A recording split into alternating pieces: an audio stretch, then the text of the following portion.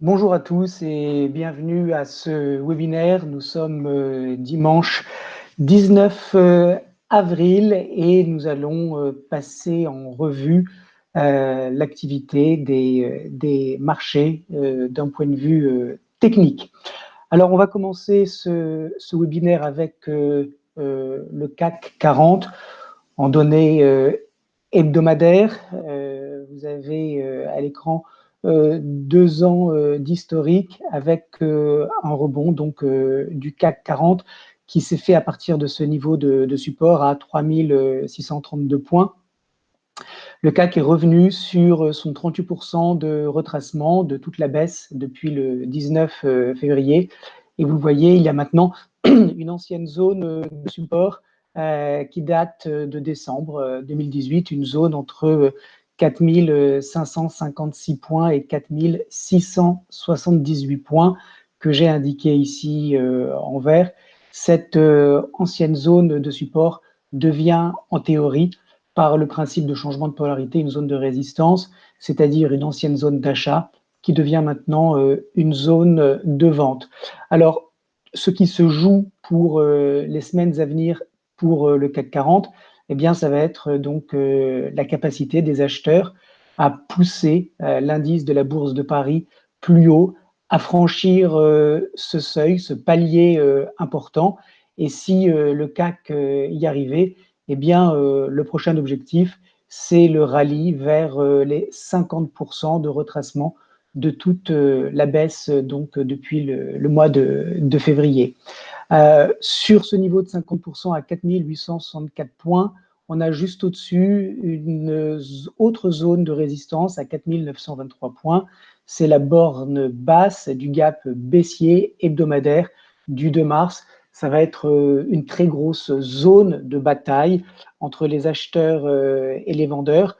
Et si le CAC arrivait à dépasser ce niveau, alors le target suivant est sur le 61,8 de retracement à 5160. Alors évidemment, 5160, ce n'est pas du tout une cible pour la semaine prochaine ou même la suivante.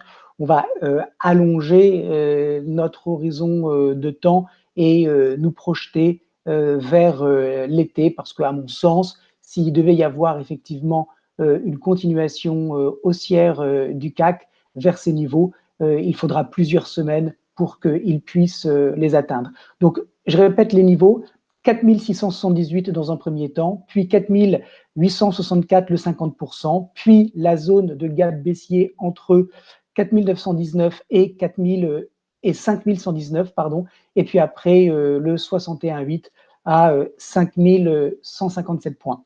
Évidemment, ce n'est pas du tout sûr que le CAC va arriver à continuer sa course haussière vers ses différents objectifs. Donc, à contrario, l'hypothèse baissière, eh bien, c'est de le voir repartir dans le sens de cette tendance de moyen terme depuis février et de rejoindre donc dans un premier temps les 4000 points. Et puis, si effectivement la pression baissière continuée, c'est de retourner sur les 3632 points. Alors évidemment, tous ces scénarios vont évidemment être impactés non seulement par les nouvelles qui vont arriver sur la capacité des économies et des sociétés occidentales à endiguer la propagation du coronavirus, et puis également les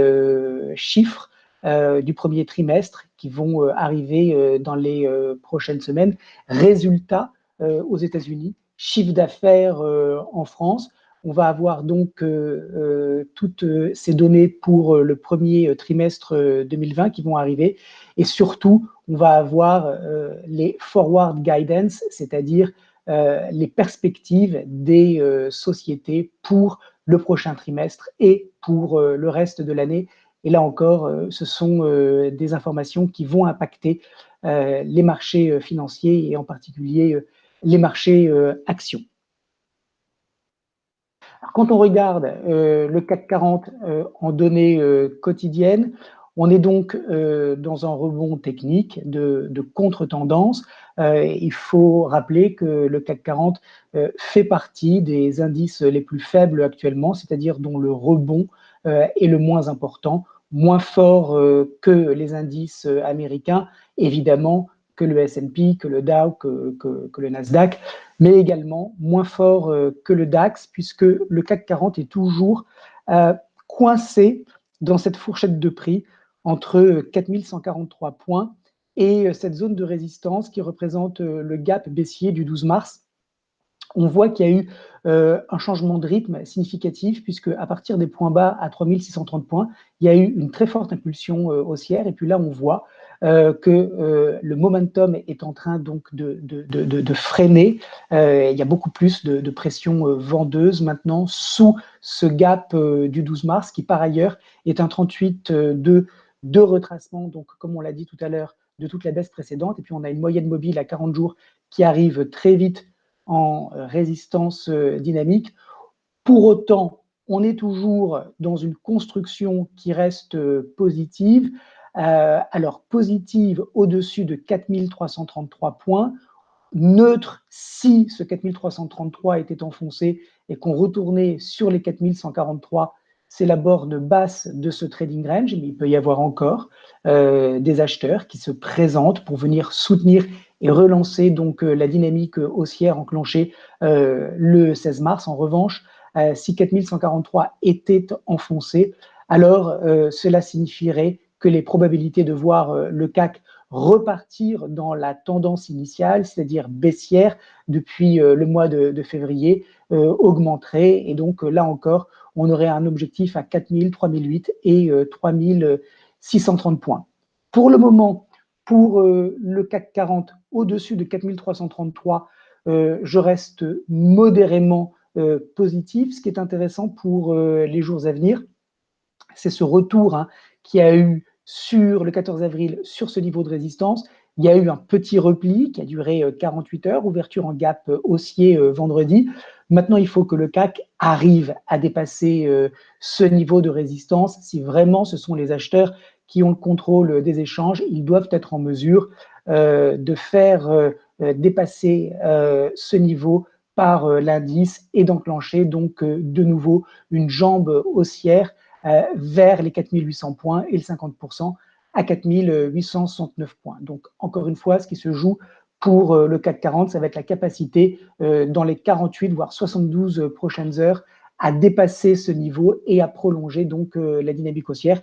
Si les acheteurs n'y arrivent pas, première lecture, eh bien, confinement à l'intérieur d'un range avec latéralisation des cours entre 4006 et 4143. Et puis, si vraiment la faiblesse revient sur les marchés et que le pessimisme l'emporte, eh bien, support cassé à 4143. Et là, ça ouvre la porte vers un retour des précédents creux, voire des creux qui seront plus bas. Alors, on va regarder maintenant ensemble le S&P en données hebdomadaires. Alors, vous voyez qu'il est beaucoup plus fort que le CAC 40, puisque lui a largement dépassé son 50% de retracement de toute la baisse, alors que le CAC, on a vu qu'il était encore sous le 38. Le S&P, il a lui aussi un rendez-vous avec ces différents facteurs techniques importants pour les prochaines semaines qui peuvent gêner la continuation de la hausse. Tout d'abord, remarquez que dans le rallye de 2019, il y a eu une première accélération haussière, c'était au premier trimestre, et puis une deuxième accélération haussière, c'était au dernier trimestre, et qu'au milieu, on a eu au printemps et à l'été une grande phase de consolidation que j'ai entourée en vert, une phase de consolidation néanmoins qui a été défendue par les acheteurs 3 fois, une fois pendant cette semaine du 3 juin, une deuxième fois entre le 5 et le 26 août, et puis une troisième fois le 30 septembre. Il y a eu donc à chaque fois des acheteurs qui sont venus payer les actions du S&P, et ça fait que tous ces opérateurs qui sont rentrés longs dans cette zone, eh bien, maintenant, ont une opportunité de déboucler leur position longue perdante à moindre frais, c'est-à-dire sans qu'il y ait trop de casse sur leur portefeuille. Et c'est pour ça que ce principe de polarité, support devient résistance, eh bien, fonctionne, parce que quand un support est enfoncé et que les cours reviennent sur ce niveau, c'est toujours une opportunité de sortir et de limiter la casse dans son portefeuille. Et donc, il peut y avoir maintenant des débouclages de position justement pour sortir flat. Deuxièmement, il y a un gap baissier du 9 mars qui est resté ouvert. Et là encore, ça va être un deuxième facteur qui joue comme élément de résistance.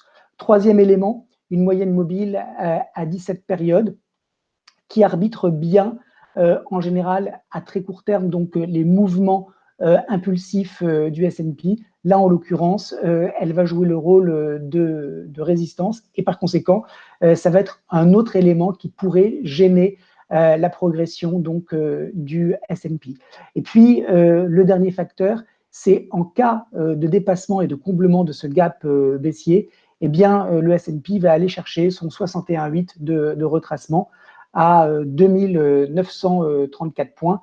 Et là encore, ce 61,8 pourrait fournir un prétexte aux opérateurs pour déboucler leur position donc longue.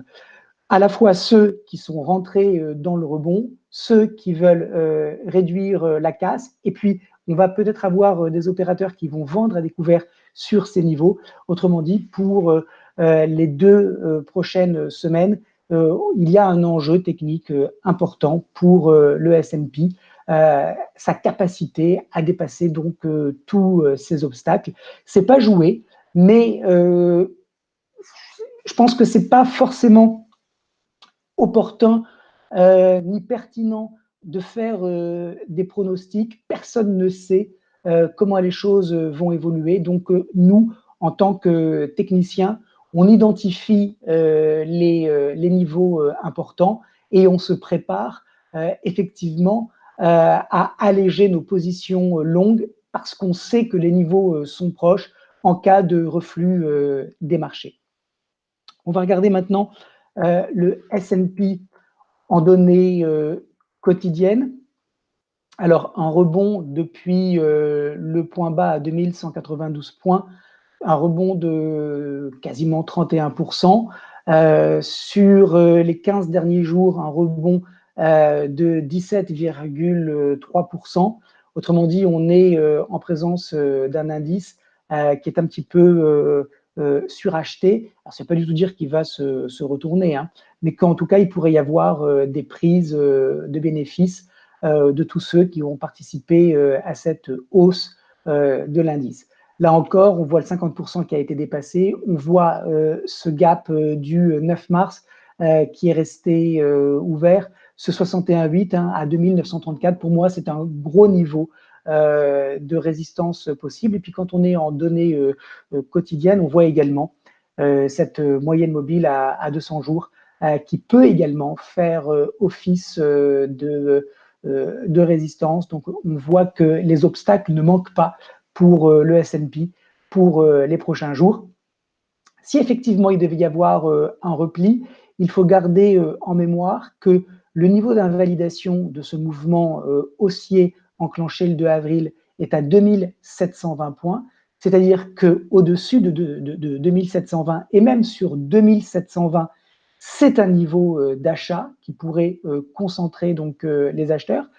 Le niveau de polarité qui est très important sur une temporalité un peu plus grande, c'est à 2640 points, c'est-à-dire cette ancienne résistance qui deviendrait donc support ici. C'est un autre niveau d'achat. Donc, on a une fourchette entre 2700 et 2640 qui pourrait donc être une zone de soutien pour le S&P en cas de repli. Ça veut dire que si l'indice refluait sur ces niveaux, eh bien, techniquement, ça ne changerait rien, puisque entre 2720 et 2640, on a donc une zone forte de soutien.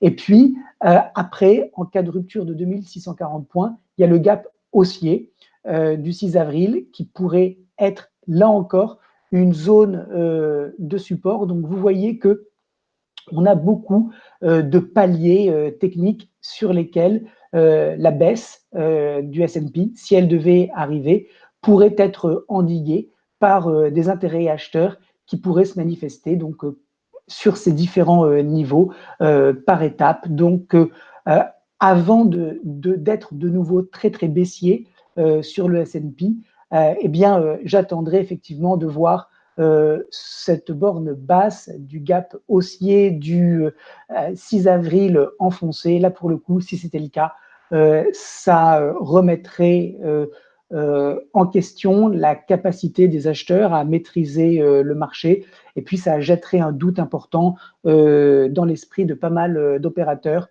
un doute qui pourrait ralentir les velléités acheteuses et par conséquent casser la dynamique positive enclenchée depuis ce point bas à 2192 points le 23 mars. Alors, on l'a vu, hein, on a une surperformance très nette des indices américains face aux indices, et en l'occurrence au CAC 40. Alors, ce que j'ai fait ici, c'est que j'ai traduit la performance du Nasdaq 100 et du S&P en euros pour voir du point de vue d'un investisseur européen comment, dans un portefeuille, une surpondération des actions américaines l'aurait servi ou desservi. Et ce qu'on voit, c'est que depuis le début de l'année, on a un Nasdaq 100 qui est repassé en territoire positif. C'est de loin le meilleur performeur de la bande, en hausse de 4,45%. Le S&P, lui, est toujours en perte depuis le 1er janvier de 8,09%, mais tout cela en performance relative est très supérieur au CAC 40 qui, lui, reste donc en perte de 24,8%. Autrement dit, un investisseur européen qui aurait décidé d'allouer une partie de son portefeuille en actions américaines et notamment en actions de la tech américaine, eh bien, s'en sortirait beaucoup mieux. Alors, on va regarder maintenant les choses du point de vue de la participation pour voir si effectivement le rallye qui a lieu actuellement aux États-Unis eh bien, a des bases solides ou au contraire fragiles. Alors, en haut, vous avez le graphique du S&P qui a mis en place donc 2 creux et 2 sommets ascendants. On a donc un début de confirmation de tendance haussière. Et puis, en bas, vous avez le S&P 1500. Alors, le S&P 1500, c'est le S&P 500 des plus grosses capitalisations. Alors, attendez juste une seconde, parce que j'ai eu un signal dans mon PC, mais apparemment tout va bien, je continue, excusez-moi. Donc, le S&P 1500, c'est le S&P 500, donc les 500 plus grosses capitalisations du S&P, plus le S&P Mid Cap, plus le S&P Small Cap. C'est donc 1500 valeurs qui représentent environ 90% de la capitalisation de Wall Street. Et le chart que vous avez en bas, ce n'est pas le S&P 1500, mais c'est la ligne de participation des avancées moins des déclins du S&P 1500. C'est-à-dire que c'est une ligne cumulative. On va prendre ces 1500 actions et tous les jours, on va ajouter à la courbe celles qui avancent et on va soustraire celles qui reculent. Et qu'est-ce qu'on voit sur ce S&P 1500 Advance Minus Decline? Eh bien que là aussi, on a une confirmation du rallye du S&P, puisque là encore, on a 2 creux et 2 sommets qui sont ascendants. Autrement dit, on a bien une dynamique participative qui est positive et qui confirme donc, a priori, la solidité du rallye du S&P. Alors, ça ne veut pas dire que le S&P ne va pas repartir à la baisse, ça ne veut pas dire qu'il ne va pas y avoir de double creux et qu'on est actuellement dans un bull market, ça veut simplement dire que du point de vue de la participation, on est dans une dynamique qui semble avoir des bases solides et a priori, cela nous pousse à penser que tant que les prix confirment la hausse sur le S&P, il n'y a pas de raison de ne pas la suivre, tant que nous avons donc de cette ligne avancée moins déclin qui est dans une trajectoire identique à celle du S&P. Ce qui fait évidemment ce qui fait douter de la capacité du S&P à progresser, eh bien, ça serait d'avoir un S&P qui monte, mais d'avoir une ligne avancée moins déclin, elle, qui se met à latéraliser ou à baisser. Hein, c'est-à-dire qu'on aurait finalement de moins en moins d'entreprises, de moins en moins d'actions aux États-Unis qui participeraient à la hausse. Et en fait, la progression du S&P à la hausse ne serait due en fait qu'aux très grosses capitalisations qui tracterait en fait l'ensemble du marché. Mais tant qu'on voit une répartition homogène sur la cote US, ça veut dire qu'a priori, on est dans une dynamique qui pourrait perdurer, évidemment, avec tout le bémol et toutes les pincettes qu'on peut mettre à une telle affirmation. Quand on regarde le S&P Volume Advance minus Decline, eh bien, en fait, on a la même lecture. Donc, en haut, on a toujours le S&P.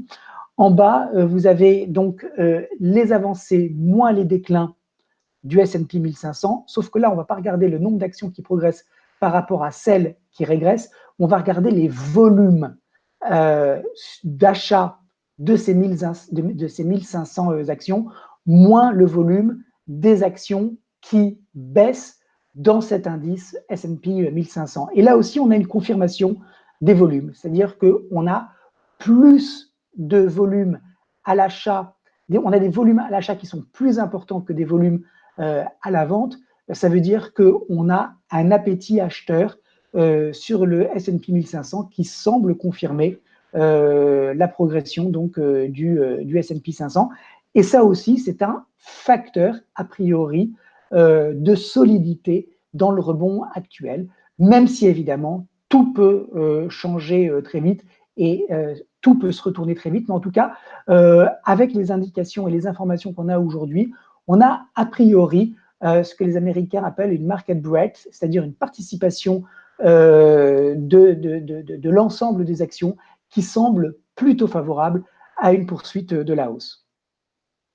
Ici, vous avez une autre façon de regarder la participation des actions américaines. Les bougies sont celles du S&P equally weighted, c'est-à-dire le S&P équipondéré, qui montre bien que lui aussi, il est dans une dynamique haussière. C'est très important hein, d'avoir un S&P equally weighted qui confirme la trajectoire haussière du S&P, puisque là, chaque entreprise va représenter un 500e de l'indice, alors que sur le S&P, vous avez par exemple Apple qui représente 5 ou 6%, vous avez Microsoft également, Amazon qui doit représenter 6 ou 7%, Google qui doit représenter là encore 7 ou 8%, alors que là, c'est chaque action est considérée de manière identique et elle représente un 500e de l'indice. Et donc déjà, quand on a un S&P equally weighted qui confirme la course du S&P, c'est un premier facteur de validation de la hausse. Et puis ici en noir, vous avez le McClellan Summation Index. Alors, je ne vais pas vous expliquer qu'est-ce que c'est ce McClellan Summation Index, c'est simplement une version long terme du McClellan Oscillator qui lui-même est un indicateur qui permet d'apprécier le nombre d'actions qui progressent moins celles qui régressent. Et quand on a un McClellan Summation Index qui, en noir, donc, repart à la hausse, c'est un facteur qui nous dit qu'effectivement, il y a de la participation sur les actions US. Remarquez, par exemple, comme en février, le Summation Index a mis en place une divergence baissière qui nous avait alerté de la capacité à court terme des actions US à progresser, donc même avant que les marchés ne chutent de manière violente suite à l'apparition du Covid-19, il y avait déjà des signes de fatigue avec le Summation Index. Et là, on voit qu'il est repassé au-dessus de ses moyennes mobiles 5 et 10, qu'il est en pleine accélération haussière. Donc, du point de vue de la participation, on a des indications qui, a priori, nous montrent que ce rallye a des pattes pour continuer de courir. On va regarder maintenant le marché des options avec le VIX, qui est donc un indicateur de la volatilité attendue sur les actions du S&P pour les 30 prochains jours. Alors, le mode de calcul du VIX est compliqué. Il est fait pour rester simple à partir du prix des options, notamment des puts sur les actions du S&P. Il a fait un spike à 85 et on voit qu'il s'est très très nettement dégonflé de quasiment 50% ce VIX.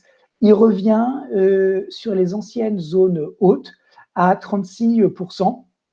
Alors 36%, ça veut dire que la volatilité attendue sur les 30 prochains jours est d'environ entre 8 et 10% pour les actions du S&P. Donc on voit qu'il y a un vrai tassement de la vol, ce qui est normal, hein, puisque les marchés sont en train de grimper et que dans les hausses, la vol est toujours moins importante que dans les baisses. Néanmoins, sur le marché des options, on voit que le VIX est sur un niveau de polarité, un ancien niveau extrême qui devrait potentiellement ou qui pourrait potentiellement devenir un niveau de support. Donc attention, parce que tout à l'heure, je vous dis que le S&P, il avait encore un petit peu d'upside, mais qu'il approchait de la borne basse de ce gap hebdo, qu'il approchait de son 61,8, qu'il approchait d'une moyenne mobile à 17 semaines qui pouvait également donc faire office de résistance. Et là, on voit que on a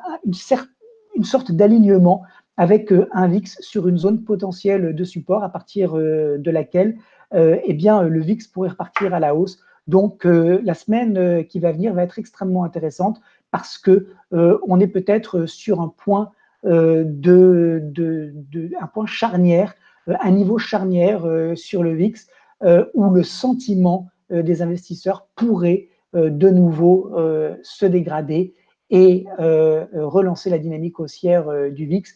Des investisseurs qui pourraient, par exemple, dans un premier temps, déboucler leur position longue sur des profit taking et puis après, suite aux mauvaises nouvelles des résultats trimestriels, on a vu cette semaine, par exemple, que les banques américaines ont déçu. La semaine prochaine, la tech va commencer à publier, donc on va voir comment les choses vont se passer. Mais en tout cas, retenez que le VIX, il est sur un niveau de polarité qu'il faut surveiller. On reste sur le marché des options, on regarde le put-call ratio avec donc un niveau à 1,28 qui n'avait jamais été atteint hein, depuis décembre 2018, un niveau extrême de couverture de put. Et puis là, on voit qu'on a un put-call qui repart à la baisse. On n'est pas sur un niveau extrême sur le put-call ratio, on voit simplement qu'il baisse. Donc, ça nous dit simplement qu'on a une détente actuellement sur le marché des equities aux États-Unis avec des opérations de couverture qui sont progressivement en train de se déboucler. Là aussi, le put-call ratio, il est dans une zone entre 0,98 et 1,02 qui pourrait être une zone de polarité. Il faudrait qu'il reparte tout de suite à la hausse, effectivement, pour confirmer le support du VIX et les niveaux de résistance sur le S&P. On va voir si tout s'aligne ou pas. C'est pas du tout sûr, mais en tout cas, je voulais vous montrer que du point de vue des options, on remarque une vraie détente de la part du stress et de la nervosité. On a un niveau d'anxiété qui baisse, mais attention, ça pourrait tout à fait repartir. Alors maintenant, on va regarder le Nasdaq 100 parce que c'est le leader incontesté hein, des indices US. C'est celui qui monte le plus. Le vilain petit canard de la bande, c'est le Russell 2000 qui est très très en retard. Remarquez que le Nasdaq 100, il a largement dépassé son 61,8 de retracement. Il est en hausse depuis son point bas de plus de 30%, il est à 30,4 et sur les 2 dernières semaines, il est en hausse de 19%. C'est un marché qui me semble suracheté, ça veut dire qu'il est monté très vite, très haut et qui pourrait donc non pas forcément se retourner, mais en tout cas être vulnérable à des prises de bénéfices. Alors, le premier niveau de repli sur le Nasdaq 100, bien c'est la borne haute de ce gap haussier du 14 avril, tant que les cours sont au-dessus de 8463. On est dans une dynamique qui est positive et un retour sur ce niveau indiquerait simplement une respiration. Si ce gap était enfoncé, ça ne remettrait pas en cause la dynamique haussière, puisque le premier niveau d'invalidation de cette dernière jambe haussière, il est à 8158. Alors, c'est déjà un niveau de support qui a été validé à 2 reprises par le marché. C'est le point de passage de la moyenne mobile à 200 jours. C'est un petit peu au-dessous du 1158, du 50% de retracement à 8249. Et puis, on a cette moyenne mobile à 13 jours exponentielle qui viendra, elle aussi, jouer le rôle de support dynamique. Donc, 8158 points sur le S&P, c'est un niveau d'achat qui est important et qui pourrait donc concentrer les acheteurs. Alors, ce qu'il faut remarquer, c'est qu'on peut tout à fait reculer. Alors, attendez, regardez, je vais vous montrer. Voilà, on peut tout à fait assister à un repli du Nasdaq 100 de 7%, qui est quand même un repli significatif, sans que ça ne change rien au contexte haussier de court terme. Si 8158 était enfoncé, je repasserai neutre sur cette dynamique enclenchée le 2 avril, mais attention, sur celle qui est haussière depuis le 23 mars, on a un très gros niveau de polarité à 8000 points. Ça veut dire que si le Nasdaq 100 devait baisser et retourner tester cette zone à 8000 points, ça serait une zone d'achat qui, a priori, devrait attirer les opérateurs. Donc, sur une temporalité qui commence le 2 avril, niveau d'invalidation à 1158, mais sur une temporalité qui englobe, depuis le 23 mars, toute la hausse du S&P, au-dessus du 1000 points, je reste positif.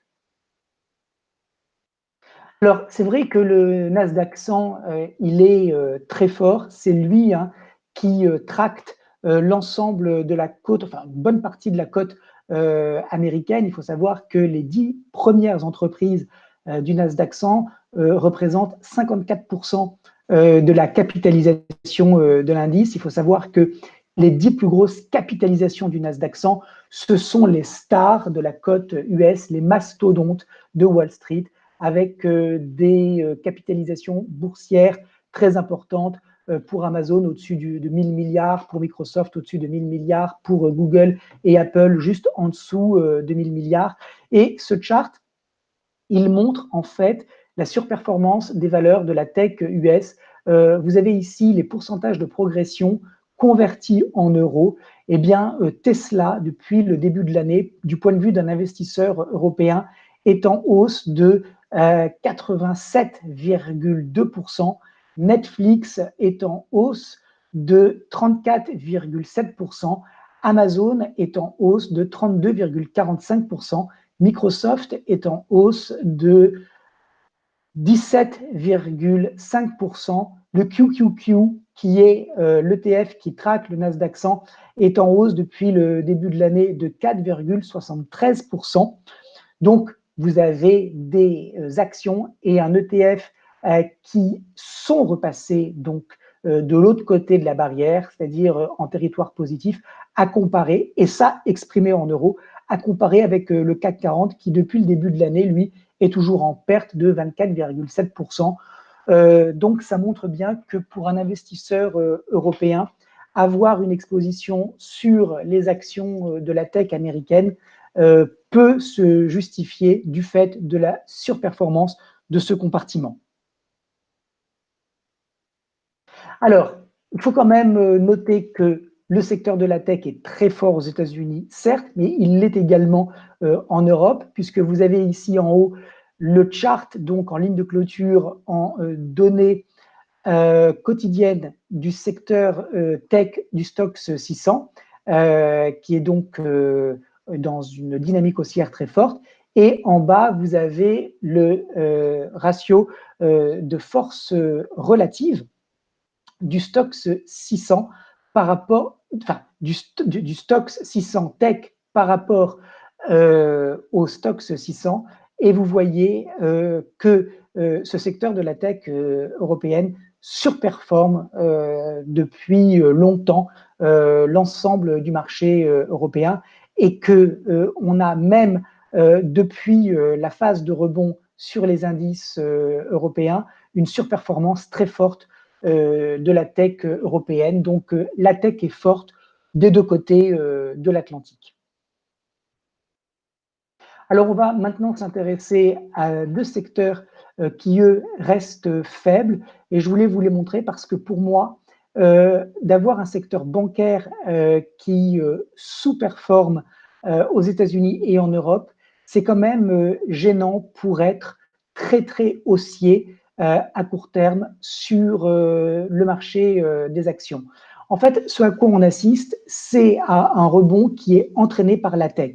On vient de le voir des deux côtés de l'Atlantique. Mais il ne peut pas y avoir indéfiniment cette force motrice de la tech qui perdure. Il va y avoir un moment où il faut qu'il y ait des relais qui se fassent. Et tant que le secteur bancaire et le secteur de l'énergie n'arriveront pas à prendre le relais de la force motrice du secteur de la technologie, pour moi, ça met quand même, ça jette une ombre sur la capacité des indices à continuer leur emballement haussier. Alors, aux États-Unis, S&P Bank Index qui met péniblement donc sa phase de rebond en place. Quand on divise le secteur bancaire américain avec le S&P Bank et qu'on le divise par le S&P, on voit que la force relative est négative. Donc, pour moi, pour avoir un rebond durable des indices US, il faut absolument que les banques participent. Sans les banques, c'est possible, mais avec les banques, c'est une garantie forte supplémentaire. Quand on regarde le secteur bancaire en Europe, en haut à droite, on voit que lui aussi, il est très lourd, hein, qu'il a du mal à mettre en place son rebond. Quand on regarde la force relative du secteur bancaire par rapport européen par rapport au Stoxx 600, on voit qu'il est en chute libre. Donc là encore, si par exemple on a un CAC 40 qui a du mal à dépasser sa zone de résistance du 9 mars, son gap baissier, c'est aussi parce que le secteur de bancaire ne participe pas au rebond. Et que quand on aura effectivement un secteur bancaire qui se met à surperformer, eh bien, ça sera un gage supplémentaire de la capacité donc, du CAC à repartir de l'avant. Quand on regarde le secteur de l'énergie, en haut à droite, vous avez un petit repli après une très forte hausse. Mais quand on regarde donc le secteur de l'énergie divisé par le Stoxx 600, on voit qu'il y a un vrai affaiblissement du secteur par rapport au reste du marché. Donc, pour moi, il faut absolument que ce secteur de l'énergie, il arrive à dépasser ce niveau à 0,7, c'est-à-dire à se remettre à surperformer de manière significative. Si on a en Europe l'énergie plus les banques qui se mettent à performer soit en ligne, soit à surperformer le Stoxx 600, pour moi, ça sera un vrai élément de confiance supplémentaire dans la capacité des actions à continuer donc le rallye actuel. Alors d'ailleurs, quand on regarde depuis le début de l'année la différence de performance des obligations, plus 23,2 par rapport à la performance des cours du Brent, moins 57,8, on voit bien que les actifs papier, c'est-à-dire obliges plus equities, actions, surperforment les matières premières parce qu'on a des banques centrales qui rachètent tout ce qui est achetable sauf les actions. Alors, du fait que la Fed rachète soit en fait acheteur en dernier ressort de toute la dette US, que ce soit la dette souveraine via les bills, les notes et les bonds, mais également que la Fed soit acheteuse d'investment grade et de high yield. Ça fait qu'elle écrase les taux d'intérêt et ça fait que les investisseurs se rabattent de facto mécaniquement sur les actions et en particulier les fortes valeurs de croissance et puis aussi dans une certaine mesure celles qui payent des dividendes. Ce qu'il faut aussi dire, c'est que la Fed s'est quasiment engagée ces dernières semaines à éliminer tout le risque de faillite des entreprises américaines. Donc, elles ont un chiffre d'affaires qui est en chute libre du fait du confinement et du ralentissement de l'économie, mais elles se financent à des taux très très bas, ce qui va leur permettre de passer le cap de cette mauvaise période. C'est en fait globalement pour ça que les actions montent de manière aussi forte. C'est parce que d'une part, les investisseurs préfèrent ce segment de marché parce qu'il y a plus de rendement que sur les obligations, mais aussi parce que la Fed est une sorte de garantie que les actions, que les entreprises ne feront pas faillite, ou en tout cas que c'est le minimum d'entreprises aux États-Unis qui vont faire faillite, et donc ça encourage les investisseurs à acheter en masse donc les actions. Quand on regarde le Brent, il est à moins 57,8. J'aurais pu vous mettre également l'indice CRB, qui est un panier de matières premières. Alors, lui, il n'est pas à 57,8, il est juste à moins 34 depuis le début de l'année, moins 34%. Donc, on a des matières premières qui sont en forte baisse, qui reflètent en fait l'état réel de la macroéconomie et qui expliquent la hausse actuelle des actions par cette action concertée des banques centrales qui élimine le risque sur les marchés financiers. Quand on regarde la performance de l'or face aux métaux industriels depuis un an, 33% de hausse pour le gold libellé en dollars, moins 19,7 pour les matières premières industrielles, les métaux industriels.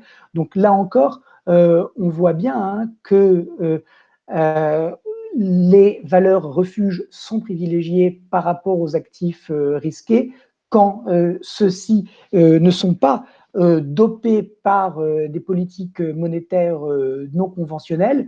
Néanmoins, on voit un petit repli maintenant sur les cours du gold qui pourrait ramener l'or sur environ 1640 $ pour une once.